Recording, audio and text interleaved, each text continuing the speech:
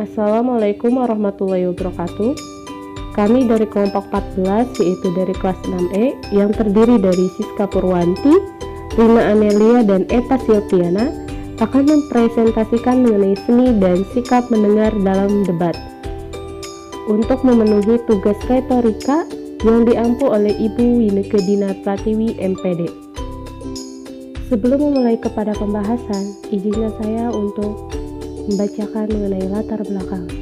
Latar belakang dari pembahasan kali ini yaitu menjadikan suatu diskusi tanya jawab atau debat berhasil dalam arti mencapai tujuan bukanlah tugas yang mudah.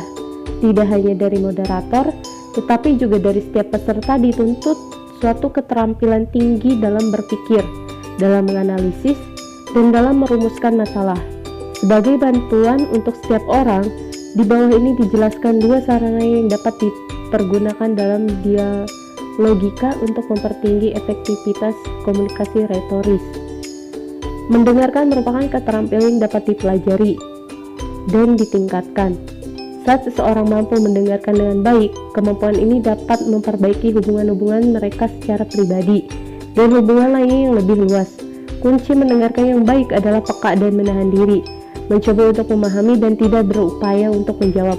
Kebanyakan orang tidak sungguh-sungguh mendengarkan atau memperhatikan sudut pandang kita sebelum mereka yakin kita sendiri mendengarkan dan menghargai sudut pandang mereka.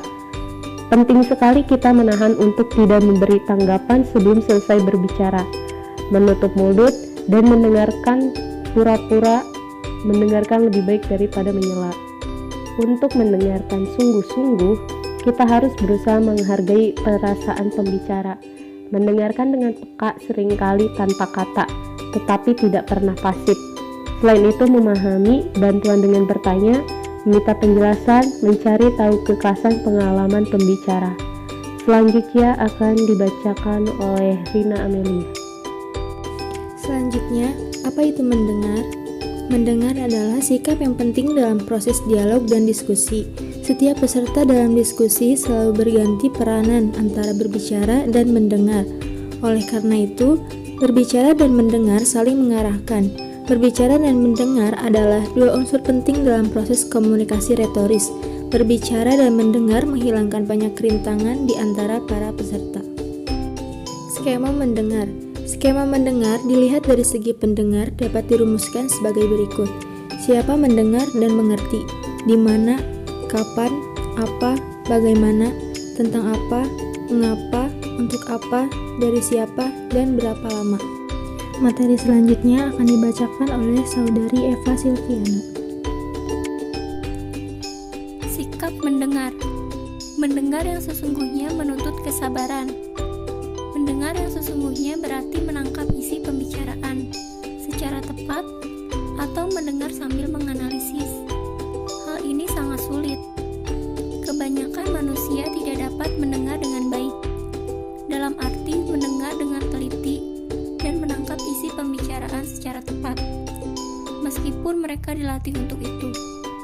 Dalam dialogika, langkah pertama untuk bersikap positif kepada pembicara adalah menaruh perhatian dan mendengarkan dia. Tidak hanya mengangguk-anggukkan kepala, tetapi juga menganalisis dan menangkap isi pembicaraannya. Dalam proses mendengar, manusia diwarnai oleh sejumlah faktor, seperti pendidikan, pengalaman, pengetahuan, perhatian, relasi, dan sikap batin. Faktor-faktor ini akan menjadi semacam filter dalam proses mendengar, dan karena itu dia dapat salah mengerti.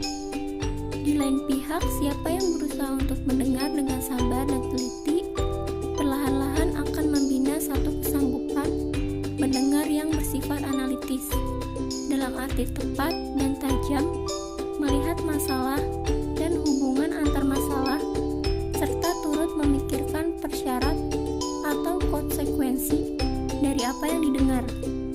Seni mendengar menurut James K. Van Vliet adalah memberikan kesempatan lawan berbicara untuk berpendapat, mendengarkan dengan serius, tunjukkan minat pada topik yang disampaikan oleh lawan bicara, mengusahakan tempat yang kondusif, dan dan bebas gangguan. Selanjutnya, tunjukkan kesabaran, membuka pikiran kita terhadap pendapat lawan bicara, mendengarkan setiap gagasan yang disampaikan lawan bicara, hargai isinya bukan cara penyampaiannya, menurunkan nada bicara Anda, dan yang terakhir, belajarlah mendengarkan apa yang dibahas lawan bicara. Sekian presentasi dari kelompok kami, kurang lebihnya mohon maaf. Wassalamualaikum warahmatullahi wabarakatuh.